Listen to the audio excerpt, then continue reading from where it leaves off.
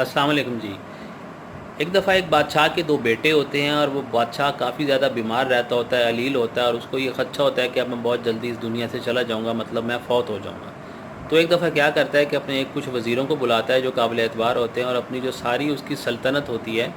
अपने दोनों बेटों में बराबर तकसीम कर देता है और उन दोनों बेटों को वसीयत करता है और नसीहत भी करता है कि बेटा बात यह है कि मैंने जो फ़साद की मतलब जो जड़ थी, जो वजह थी, वो मैंने काट दी है, यानी मैंने तुम दोनों में बराबर अपनी सल्तनत को अपनी तकसीम कर दिया ताकि तुम दोनों भाई आपस में ना लड़ो। अब तुमने ख्याल सिर्फ ये करना है कि अपनी रया का मतलब ध्यान रखना है, उनसे प्यार मोहब्बत से रहना है ताकि तुम्हारी ये सल्तनत हमेशा कायम रहे और तुम्हें कोई किसी किस्म की परेशानी का सामना ना हो।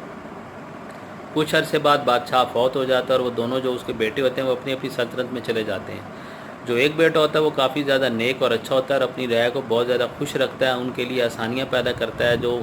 मतलब तिजारत के मामलात होते हैं, जो शिकार के पे लगान होता है, ये जो सारे इस तरह के मामलात होते हैं, कारोबार वगैरह, तिजारत वगैरह, सब में वो आसानियाँ पैदा कर देता है, कमियाँ ले आता है, जिसकी वजह से लोग बहुत ज़्यादा खुशहाल हो जाते हैं, पैसे की रेल पेल हो जाती है और जो उसकी रियाया होती है वो अपने उस बादशाह के ऊपर जान छिड़कती है। अब उसके अगेंस्ट जो दूसरा बेटा होता है वो उसके बिल्कुल अपोजिट होता है, वो बहुत ज़्यादा जालिम होता है। जो तिजारत का मामला होता है उस पर बहुत ज़्यादा लगान लेता है। जो दूसरे मतलब कपड़े की तिजारत कर लें या जो भी जितने भी मतलब एक बादशाह के अंदर मामलात होते हैं वो सब पे मतलब जो टैक्स होता है दूसरे लफ्ज़ों में वो बहुत ज़्यादा वसूल करता है और इस सारे मामले की वजह से वो जालिम भी होता है और जो उसकी राय होती है वो उससे तंग आ जाती है। कुछ लोग तो वो मुल्क छोड़ के वैसे ही चले जाते हैं, लेकिन जो बाकी मानदा लोग होते हैं वो भी उससे तंग होते हैं और क्योंकि वो जालिम होता है और इतने मतलब ज़्यादा टैक्स लेता है, ख़ुद अपने तौर पे वो अमीर होता जाता है लेकिन उसकी राय गरीब हो जाती है, जिसका रिज़ल्ट ये निकलता है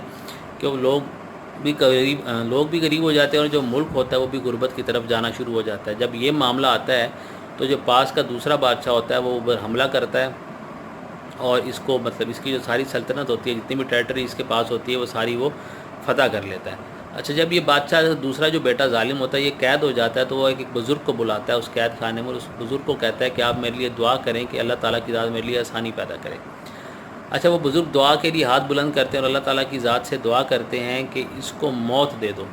वो बड़ा हैरान होता है और अपनी हैरानगी से बुज़ुर्ग की तरफ देखता है और उसे कहता है कि आप मेरे लिए ये क्या दुआ करें कि अल्लाह ताला की ज़ात मुझे मौत दे दे, पर क्यों? वो बुज़ुर्ग उसे कहते हैं कि तुम्हारे हक़ में यही बेहतर है कि तुम इस दुनिया से चले जाओ ताकि लोगों की भी तुमसे जान छूट जाए और तुम अपनी जो तुम्हारे ये जितने भी मामलात हैं जो तुम्हारी आखिरत ख़राब करें ये भी इधर ही ख़त्म हो जाएं। तो हमें मतलब अपनी ज़िंदगी में ये चीज़ें ज़रूर देखनी चाहिए कि क्या हम किसी के लिए तंगी का बायस तो नहीं बन रहे,